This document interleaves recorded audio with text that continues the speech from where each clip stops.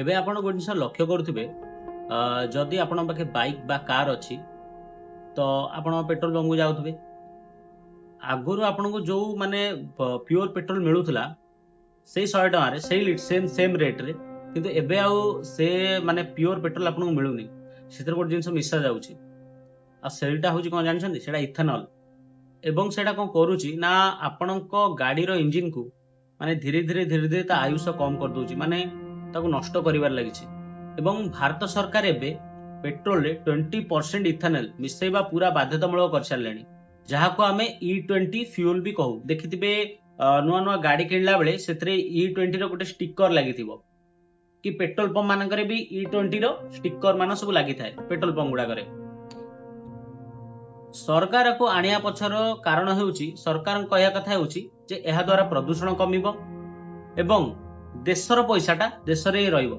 କିନ୍ତୁ ଏହା ପଛରେ ମାନେ ବହୁତ କିଛି ମାନେ ଡେଞ୍ଜର କାରଣ ଅଛି, ଯୋଉଟା କି ମାନେ ହୁଏତ ସାଧାରଣ ଲୋକ ଜାଣିନଥିବେ। କାହିଁକି ବଡ ବଡ ଅଟୋମୋବାଇଲ ଏକ୍ସପର୍ଟ ମାନେ ଏହାକୁ ଏକ କ୍ରାଇସିସର କାରଣ ବୋଲି କହୁଛନ୍ତି? ଆସନ୍ତୁ ଏ ବିଷୟରେ ଆମେ ଜାଣିବା। ଏବଂ ଏଇଟା ଆପଣଙ୍କର ପକେଟ ଉପରେ କଣ ପ୍ରଭାବ ପକେଇବ ଏବଂ ଆପଣଙ୍କ ଗାଡି ଉପରେ କଣ ପ୍ରଭାବ ପକେଇବ ସେ ବିଷୟରେ ବି ଆମେ ଜାଣିବା। ଏବେ ଜାଣିବା ଇଥାନଲ କଣ ଏବଂ ଗଭର୍ଣ୍ଣମେଣ୍ଟ କଣ ପାଇଁ ଏହାକୁ ଚାହୁଁଛି, ବା କଣ ପାଇଁ ସେ ଏଇଟାକୁ ଆମ ଦେଶରେ ଇମ୍ପ୍ଲିମେଣ୍ଟ କରିବାକୁ ଚାହୁଁଛି। ସହଜ ଭାଷାରେ ବୁଝିବାକୁ ହେଲେ ଇଥାନଲ ହେଉଛି ଗୋଟେ ଆଲକୋହଲ, ଯାହାକୁ ସ୍କ୍ରାଚ କିମ୍ବା ସୁଗାର ଥିବା ଜିନିଷରୁ, ଯେମିତିକି ଆଖୁ ହେଇଗଲା ବା ସଢି ଯାଇଥିବା ଚାଉଳ ହେଇଗଲା ବା ମକା ହେଇଗଲା, ଏଥିରୁ ପ୍ରସ୍ତୁତ କରାଯାଏ। ପ୍ରଶ୍ନ ହେଉଛି ସରକାର ଏହାକୁ ପେଟ୍ରୋଲରେ କଣ ପାଇଁ ମିଶାଉଛନ୍ତି?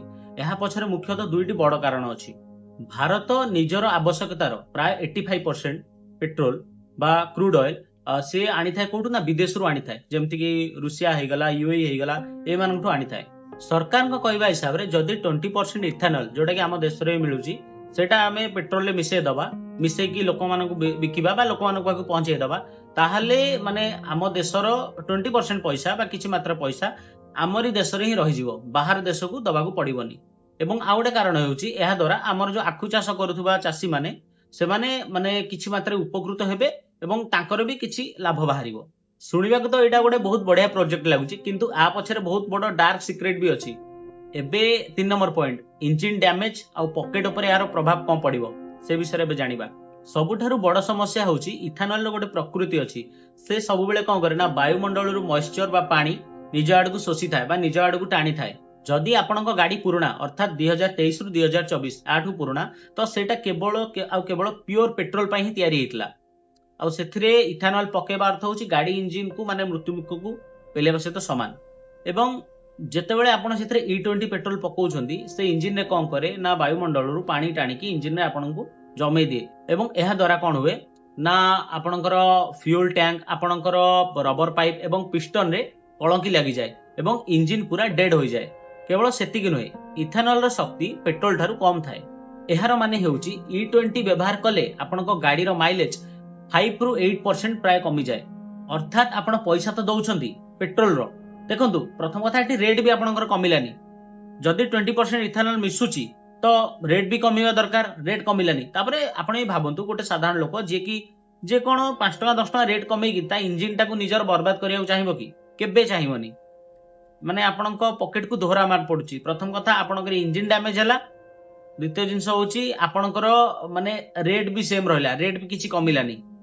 ଏବେ ଜାଣିବା ଦ ଫୁଡ ଭର୍ସେସ ଦ ଫ୍ୟୁଲ କ୍ରାଇସିସ୍, ଏ ବିଷୟରେ ଏବେ ଜାଣିବା।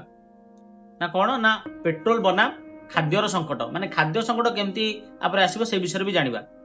ଭାରତରେ ଏତେ ପରିମାଣର ଇଥାନଲ ବନେଇବା ପାଇଁ କେବଳ ଆଖୁ ଯଥେଷ୍ଟ ନୁହେଁ, ସେଥିପାଇଁ ସରକାର ଏବେ ଚାଉଳ ଏବଂ ମକାକୁ ବି ବ୍ୟବହାର କରୁଛନ୍ତି। ଥରେ ଭାବନ୍ତୁ, ମାନେ ଆମ ଦେଶରେ ଯେତିକି ଚାଉଳ ଉତ୍ପାଦନ ହଉଛି, ଯାହା ବି ହଉଛି ସେଟାରେ ଗରିବ ଲୋକଙ୍କର ପେଟ ପୋଷିବା କଥା ବା ଲୋକମାନଙ୍କୁ ଆହାର ମିଳିବା କଥା। ଯଦି ସେଇ ଜିନିଷ ମାନେ ପେଟ୍ରୋଲ ତିଆରି ବ୍ୟବହାର ହବ ବା ଗାଡିର ଇଞ୍ଜିନରେ ବ୍ୟବହାର ହବ, ତ ନିଶ୍ଚୟ ଖାଦ୍ୟ ସମସ୍ୟା ଉପୁଜିବ। ମାନେ ଲୋକଙ୍କର ମାନେ ଖାଇବା ପିଇବାରେ ଅସୁବିଧା ହବ, ମାନେ ଚାଉଳ ମିଳିବାରେ ହିଁ ଅସୁବିଧା ହବ, ତା ରେଟ୍ ବି ବଢିଯିବ, ଖାଦ୍ୟ ଶସ୍ୟ ରେଟ୍ ବି ବଢିଯିବ। ମାନେ ଏଇ ଭୁଲଟା କେବଳ ଭାରତ ନୁହଁ, ଏଇ ଭୁଲଟା ପ୍ରଥମେ ବ୍ରାଜିଲ କରିଥିଲା। ବ୍ରାଜିଲ କଣ କଲା ନା ଏଇ ଜିନିଷ କରିଥିଲା, ଇଥାନଲକୁ ମାନେ ଆଣିଥିଲା ଡେଭଲପ କରିବା ପାଇଁ। ଆଉ ମାନେ ସିଏ ବି ତାଙ୍କର ଦେଶର ଯୋଉ ଖାଦ୍ୟ ଶସ୍ୟ ମକା ଚାଉଳ ଏସବୁ ଜିନିଷ ଯାହାବି, ତାକୁ ବି ମିକ୍ସ କରିଥିଲା। ମିକ୍ସ କରିବା ଦ୍ୱାରା କଣ ହେଲା, ତାଙ୍କ ଦେଶରେ ଖାଦ୍ୟ ଶସ୍ୟର ଅଭାବ ପଡିଲା ଏବଂ ଖାଦ୍ୟ ଶସ୍ୟର ରେଟ୍ ଆକାଶ ଛୁଆଁ ହେଇଗଲା, ମାନେ ବହୁତ ରେଟ୍ ହେଇଯାଇଥିଲା ଯେତେବେଳେ।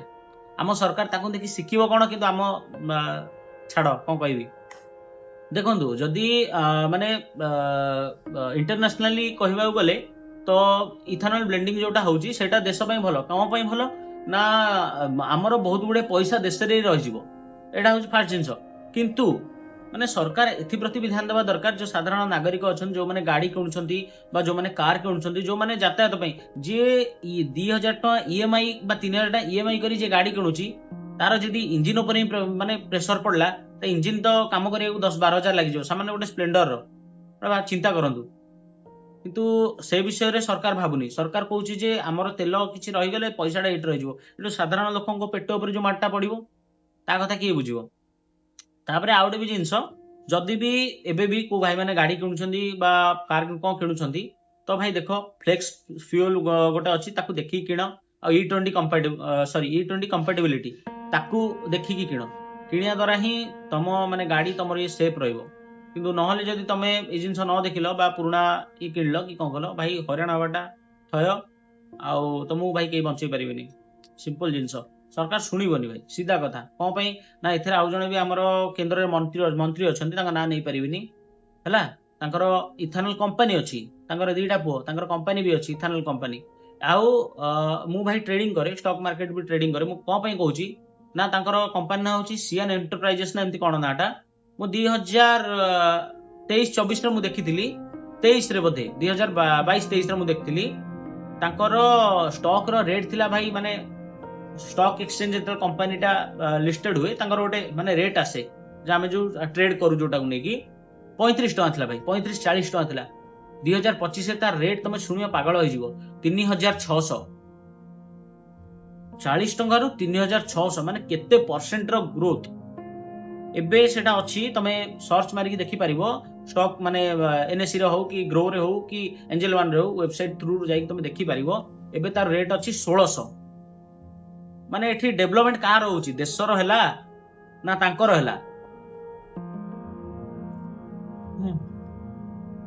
ठीक अछि भाई आजि पई बस एतिकी आउ जदि भी आपन माने किछि शिक्षा को मिलिथिबो वीडियो रु किछि जानिया पाइथिबे वीडियो गोटे लाइक करिवे आ चैनल टाको सब्सक्राइब करिवे एम्ति ही भलो भलो जिंस जानिया पई बस काहे कि ना मु प्राय देखुची ओडिया रे जिंस की बनौ नाहंती कि कहू भी नाहंती तो मु भाबिली एटा जणाय द्वारा किछि भलो हबो चैनल टाको सब्सक्राइब करिवे धन्यवाद जय जगन्नाथ।